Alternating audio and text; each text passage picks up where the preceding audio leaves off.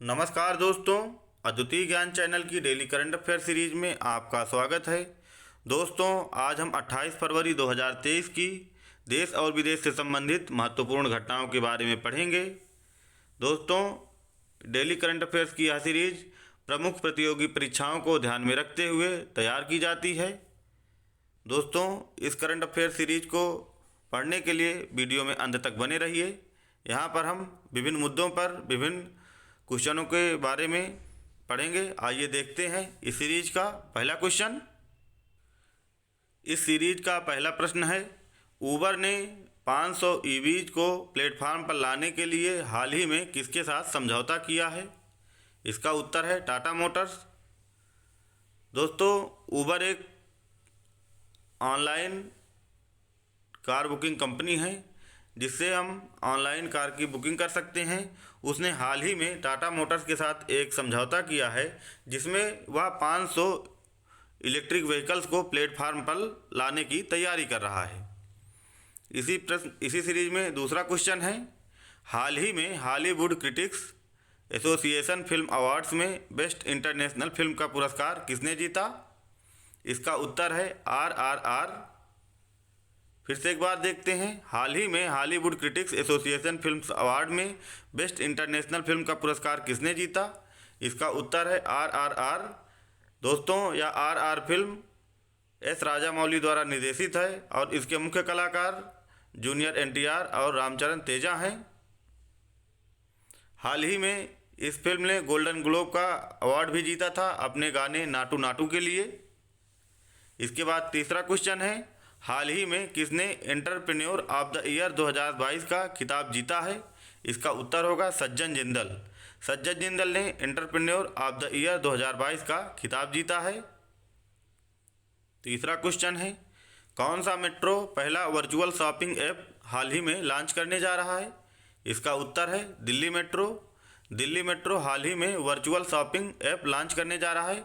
Virtual shopping app जैसे Amazon, Flipkart, यह सब ऐप हैं। इसी की तरह दिल्ली मेट्रो का एक वर्चुअल शॉपिंग ऐप हाल ही में लॉन्च करेगा। इसके बाद हमारा चौथा क्वेश्चन है, हाल ही में यूथ 20 इंडिया शिखर सम्मेलन की मेज़बानी किसने की? इसका उत्तर होगा वडोदरा। वडोदरा ने G20 समिट के तहत यूथ 20 इंडिया शिखर सम्मेलन की मेज़बानी की है। इसके बाद अगला है, भारत का पहला हाइब्रिड रॉकेट हाल ही में कहाँ लॉन्च किया गया? इसका उत्तर होगा तमिलनाडु। भारत ने तमिलनाडु में अपना पहला हाइब्रिड रॉकेट लॉन्च किया है। आइए अगले सवाल की ओर बढ़ते हैं। अगला सवाल है, हाल ही में RTI से जारी डेटा के अनुसार कितने प्रतिशत मतदाताओं ने आधार को वोटर ID से लिंक किया है? दोस्तों, अभी हाल ही में एक भारत सरकार ने वोटर ID को आधार से लिंक करने के लिए एक अभियान जारी किया था। तो हाल ही में RTI से जारी डेटा के अनुसार कुल 60% यानी कि 60% मतदाताओं ने आधार को वोटर ID से लिंक किया है। आइए देखते हैं अगला क्वेश्चन, किस देश में पहली बार भारतीय पनडुब्बी INS सिंधु केसरी डॉक की गई है? किस देश में पहली बार भारतीय पनडुब्बी INS सिंधु केसरी डॉक की गई है? इसका उत्तर होगा इंडोनेशिया। INS सिंधु केसरी भारत की पनडुब्बी है जो कि इंडोनेशिया को हाल ही में डॉक की गई है। आइए अगला सवाल देखते हैं। अगला सवाल है, हाल ही में कहाँ आयोजित होने वाले अभ्यास कोबरा वॉरियर में इंडियन एयरफोर्स भाग लेगा? इसका उत्तर होगा ब्रिटेन। आइए इस कोबरा वॉरियर के बारे में देखते हैं। 145 वायु योद्धाओं वाली एक भारतीय वायुसेना की टुकड़ी UK में यानी कि यूनाइटेड किंगडम में रॉयल एयरफोर्स के वाशिंगटन एयरफोर्स बेस में अभ्यास कोबरा वॉरियर में भाग लेगी। यह एक बहुपक्षीय वायु अभ्यास है जिसमें फिनलैंड, स्वीडन, दक्षिण अफ्रीका, अमेरिका और सिंगापुर भी भाग ले रहे हैं। भारतीय वायुसेना 5 मिराज 2000 लड़ाकू विमानों के साथ भाग लेगी, यानी कि इसमें जो हमारी भारतीय यानी कि इंडियन एयरफोर्स अपने 5 मिराज और 2000 लड़ाकू विमान के साथ भाग लेगी। और यह अभ्यास 6 मार्च से 24 मार्च 2022 के बीच आयोजित होगा। आइए अगला देखते हैं। अगला सवाल है, हाल ही में फिक्की के महासचिव के रूप में किसे नियुक्त किया गया है? दोस्तों, फिक्की का फुल फॉर्म है federation of Indian chambers of commerce and industry. इसके महासचिव के रूप में किसे नियुक्त किया गया है? इसका उत्तर है शैलेश पाठक। शैलेश पाठक को फिक्की के महासचिव के रूप में नियुक्त किया गया है। फिक्की ने 1 मार्च 2023 से पूर्व नौकरशाह शैलेश पाठक को अपना महासचिव नियुक्त करने की घोषणा की है। इन्होंने शैलेश पाठक जी के बारे में देखते हैं।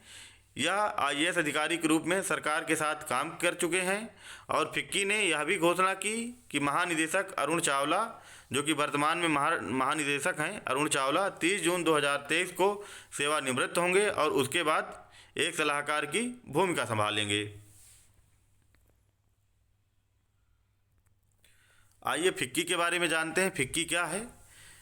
Federation of Indian chambers of commerce and industry Bharat में स्थित एक गैर सरकारी व्यापार संघ और वकालत समूह है। इसकी स्थापना 1927 में भारतीय व्यवसायी GD बिरला और पुरुषोत्तम दास ठाकुर दास द्वारा महात्मा गांधी की सलाह पर की गई थी और इसका जो मुख्यालय है वह नई दिल्ली में है और यह भारत में सबसे बड़ा, सबसे पुराना और शीर्ष व्यापार संगठन है। दोस्तों, आइए अगले क्वेश्चन की ओर बढ़ते हैं। अगला क्वेश्चन है, UAE अपने किस दूसरे अंतरिक्ष यात्री को लंबी दूरी के मिशन पर अंतरिक्ष में भेजेगा? UAE यानी कि यूनाइटेड अरब एमिरेट्स अपने किस दूसरे अंतरिक्ष यात्री को लंबी दूरी के मिशन पर अंतरिक्ष में भेजेगा? इसका उत्तर है सुल्तान अल नयादी। UAE सुल्तान अल नयादी को अपने दूसरे अंतरिक्ष यात्री को लंबी दूरी के मिशन पर अंतरिक्ष में भेजेगा। सुल्तान अल नयादी UAE के दूसरे अंतरिक्ष यात्री हैं। आइए देखते हैं इसके बारे में संपूर्ण जानकारी। UAE के दूसरे अंतरिक्ष यात्री सुल्तान अल नयादी मिशन विशेषज्ञ, जो कि ये मिशन विशेषज्ञ हैं। यह प्राथमिक चालक दल क्रू 6 ने 27 फरवरी 2023 को कैनेडी स्पेस सेंटर USA से ऐतिहासिक अंतरिक्ष मिशन की शुरुआत की है। UAE के इस मिशन के साथ अंतरिक्ष में दीर्घकालीन मिशन पर अंतरिक्ष यात्री भेजने वाला केवल 11वां देश है। यानी कि UAE इस मिशन के साथ अंतरिक्ष में दीर्घकालिक मिशन पर अंतरिक्ष यात्री भेजने वाला 11वां देश है। स्पेस एक्स क्रू 6 एक क्रू ड्रैगन अंतरिक्ष यान की 6ठी चालक दल परिचालन नासा वाणिज्यिक क्रू उड़ान है। आइए UAE के बारे में देखते हैं। यूनाइटेड अरब एमिरेट्स के बारे में देखते हैं संपूर्ण जानकारी। संयुक्त अरब अमीरात पश्चिम एशिया मध्य पूर्व में स्थित एक देश है। यह अरब प्रायद्वीप के पूर्वी छोर पर स्थित एक देश है जो ओमान और सऊदी अरब के साथ सीमा साझा करता है और फारस की खाड़ी में कतर और ईरान के साथ समुद्री सीमाएं साझा करता है। अबू धाबी इस देश की राजधानी है, जबकि दुबई सबसे अधिक आबादी वाला शहर एक अंतर्राष्ट्रीय केंद्र है। आइए इसी के साथ अगला सवाल देखते हैं। प्रधानमंत्री नरेंद्र मोदी ने शिवमोग्गा हवाई अड्डे का उद्घाटन कहां पर किया? इसका उत्तर है शिवमोग्गा, कर्नाटक। हाल ही में प्रधानमंत्री नरेंद्र मोदी ने कमल के आकार के शिवमोग्गा हवाई अड्डे का उद्घाटन कर्नाटक में किया। आइए इसके बारे में 27 फरवरी 2023 को प्रधानमंत्री नरेंद्र मोदी ने कमल के आकार के टर्मिनल के साथ शिवमोग्गा हवाई अड्डे का उद्घाटन किया। नया हवाई अड्डा लगभग 450 करोड़ रुपए की लागत से विकसित किया गया है। हवाई अड्डे का यात्री टर्मिनल भवन प्रति घंटे 300 यात्रियों को संभाल सकता है। उन्होंने शिवमोग्गा में 2 रेलवे परियोजनाओं सहित कई परियोजनाओं की आधारशिला भी रखी है। आइए इसी के साथ अगला सवाल देखते हैं। अगला सवाल है, किस राज्य सरकार ने देश का पहला मरीना बनाने की योजना बनाई है? इसका उत्तर है कर्नाटक सरकार ने बिंदूर में देश का पहला मरीना बनाने की योजना बनाई है। आइए देखते हैं इस योजना के बारे में। कर्नाटक सरकार कर्नाटक में तटीय पर्यटन को बढ़ावा देने के लिए उडुपी जिले के बेंदूर में डॉकेज की पेशकश करने वाली देश की पहली मरीना या नाव बेसिन का निर्माण करेगी। सरकार पुरातत्व विभाग से गंगा, कदम्ब, राष्ट्रकूट, चालुक्य और होयसल जैसे महान राजवंशों का इतिहास भी एकत्र करेगी और राज्य में पर्यटन के इतिहास को विकसित करेगी। आइए मरीना के बारे में देखते हैं। मरीना क्या होता? मरीना लंगर नौकाओं और छोटी नावों के लिए एक डाक या बेसिन होती है। एक मरीना एक बंदरगाह से भिन्न होती है क्योंकि यह मालवाहकों और बड़े यात्री जहाज़ों या कार्गों को नहीं संभालता है। मरीना एक नदी या नहर पर एक अंतर्देशीय घाट को भी कहते हैं, जो विशेष रूप से गैर औद्योगिक आनंद शिल्प जैसे कि नहर संकरी नावों द्वारा उपयोग किया जाता है। आइए अगले सवाल की ओर बढ़ते हैं। हाल ही में कहाँ पर मंदिर में अनुष्ठान कर्तव्यों को पूरा करने के लिए रोबोटिक हाथी पेश किया गया? इसका उत्तर है केरल में। केरल में मंदिर में अनुष्ठान कर्तव्यों को पूरा करने के लिए रोबोटिक हाथी पेश किया गया है। आइए इसके बारे में देख। केरल में पहली बार दैनिक अनुष्ठान के लिए केरल के एक मंदिर में एक जीवित हाथी जैसा एक यांत्रिक हाथी देवता को समर्पित किया गया। People for the ethical treatment of animals, जिसको पेटा बोलते हैं, उसके ने पुरस्कार विजेता अभिनेत्री पार्वती थिरुवोथु को साथ मिलकर इरिंजाडापिल्ली श्री कृष्ण मंदिर में एक रोबोटिक हाथी इरिंजाडापिल्ली नवन का नदईरू थल समारोह आयोजित किया। आइए अगला सवाल। पर्यटन मंत्रालय ने कहाँ पर पहला स्नो मैराथन का आयोजन किया?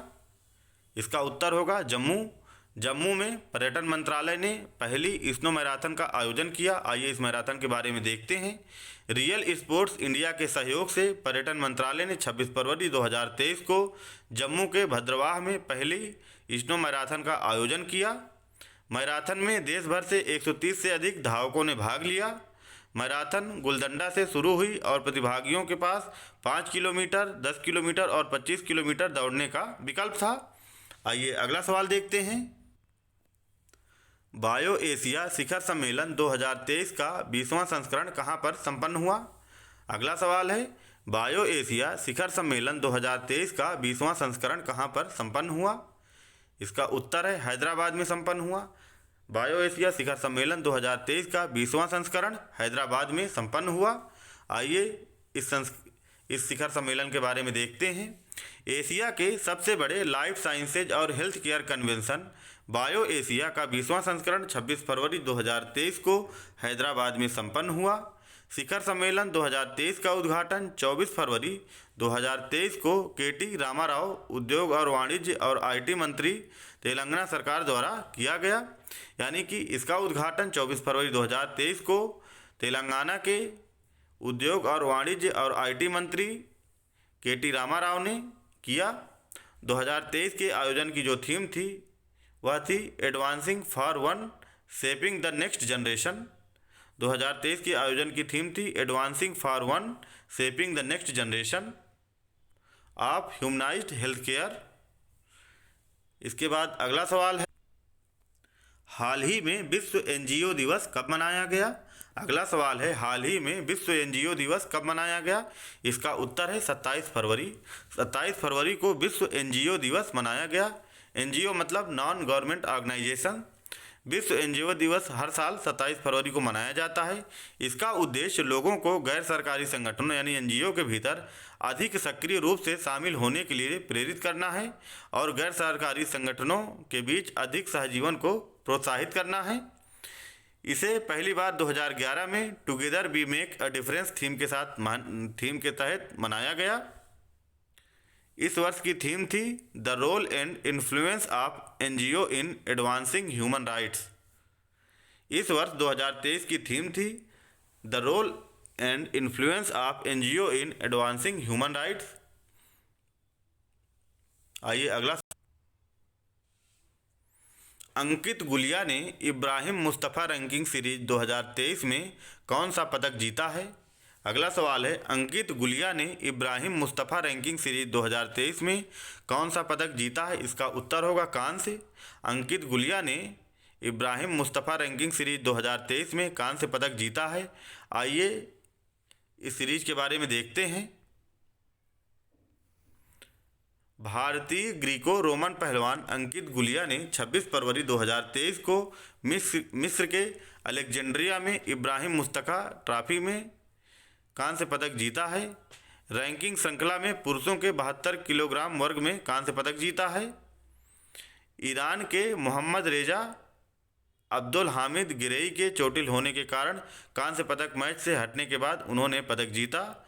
पहलवान रितिका ने इब्राहिम मुस्तफ़ा रैंकिंग में महिलाओं के 72 केजी वर्ग में कांस्य पदक भी जीता है। इसके बाद अगला सवाल है, हाल ही में राष्ट्रीय संस्कृति महोत्सव का 14वां संस्करण कहां पर संपन्न हुआ?